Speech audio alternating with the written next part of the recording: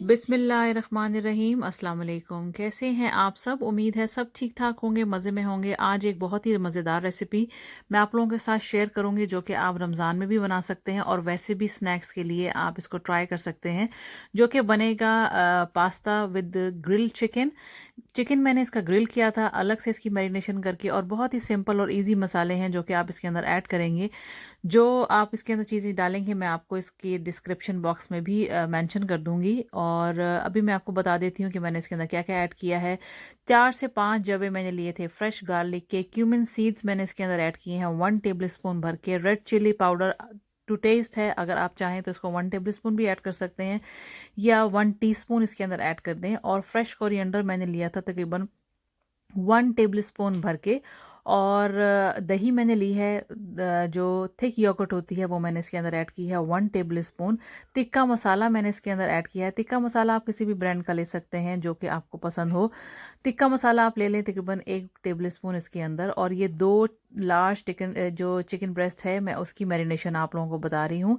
और salt to test जाएगा, क्योंकि टिक्का मसाला के अंदर ऑलरेडी नमक मौजूद होता है, तो आप थोड़ा सा इसके अंदर नमक ऐड करेंगी।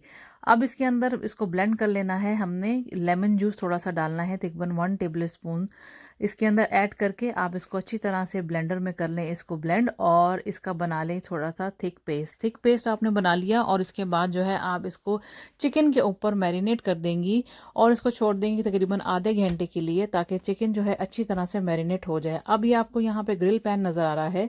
ग्रिल पैन के ऊपर आपने जो है ये जो आपने चिकन मैरिनेट करके रखी थी आपने इसको ग्रिल कर लेना है। और पहला स्टेप आपका ये हो जाएगा। और इससे पहले मैंने जो है एक दिन पहले ही मैंने, क्योंकि काम मुझे थोड़ा सा शॉर्ट करना था थोड़ा सा, इसलिए मैंने करके रखा था।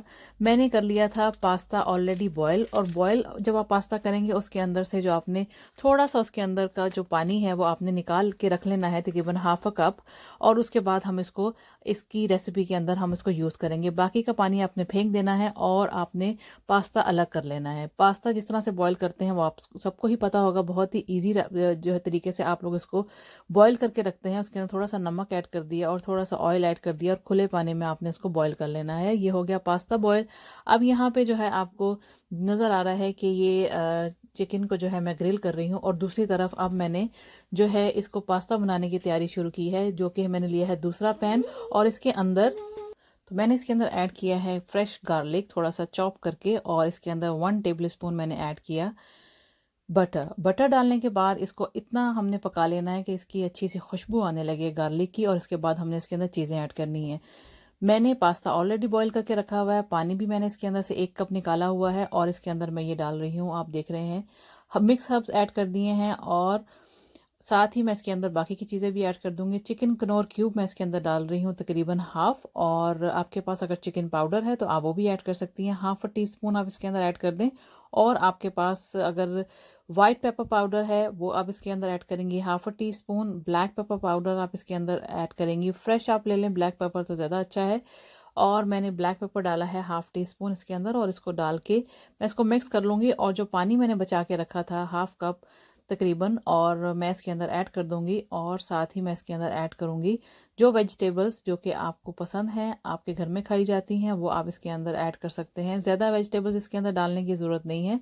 अब जो इसके पास्ता के अंदर हम जो चीज़ें यूज़ करते हैं वही वाली वेजिटेबल आप इसके अंदर डाल दें तो मोर देन इनफ है। आप स्प्रिंग अनियंस ले सकते हैं इसके लिए, आप इसके लिए स्वीट कॉर्न्स ले सकती हैं, आप इसके अंदर लिए जो है कैरेट ले सकती हैं।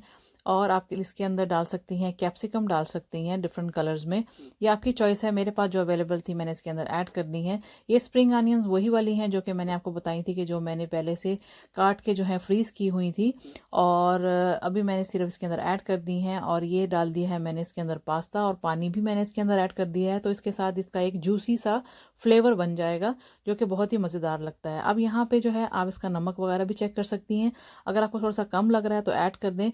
और इसके अंदर जो है और कोई और चीज़ हम नहीं डालेंगे। ये देखिए मैरिनेशन वाला बाउल मैंने सारी इतनी लगाई थी कि सारी इसके ऊपर लग गई और कोई वेस्ट भी नहीं हुई। और ये मैंने पीसेस जो है एक्स्ट्रा जो ग्रिल करके रखे थे ऊपर से इसके गार्निश के लिए भी, वो भी मैंने तैयार कर लिए हैं। और इधर दूसरी तरफ पास्ता भी जो है वो ऑलमोस्ट रेडी हो गया है। इसको अच्छी तरह से मिक्स कर लें।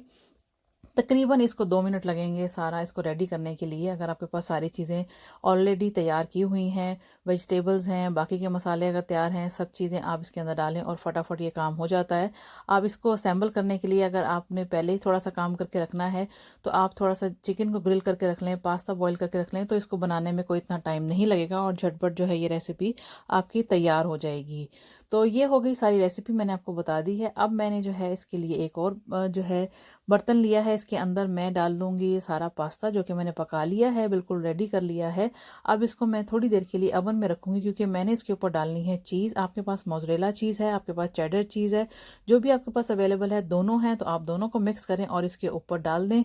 इसके बाद जो है मैंने ये जो चिकन है, चिकन के थोड़े-थोड़े से पीसेस जो है छोटे-छोटे टुकड़ों में मैंने काट के इसके अंदर भी मिक्स किए हैं और ऊपर से जो बड़े लार्ज साइज़ के जो पीसेस थे, उनको भी मैंने काट के जो है ऊपर जिस वक़्त मैंने गार्निश किया है और जिस वक़्त मैंने इसको सर्व करना है, वो मैं भी इसके ऊपर जो है डाल के इसको सर्व कर सकती हूँ। बहुत ही खूबसूरत लगेगा और बहुत ही ज़्यादा मज़ेदार ये रेसिपी आपकी तैयार होगी। सॉस जो है ऑलरेडी मैंने आप लोगों को सिखाई हुई है, जो कि वो इसके ऊपर ऐड कर लें। चिल्ली गार्लिक सॉस अगर आपके पास अवेलेबल है, आप वो इसके ऊपर डाल लें और इसके साथ जो है बहुत ही ये टेस्टी बनेगा और इसका जायका जो है बेहतरीन था। मैंने जब बनाया है तो ये तकरीबन थोड़ी देर के अंदर ही सारा जितना मैंने बनाया था ये ख़त्म हो गया था क्योंकि ये इतना टेस्टी बना था।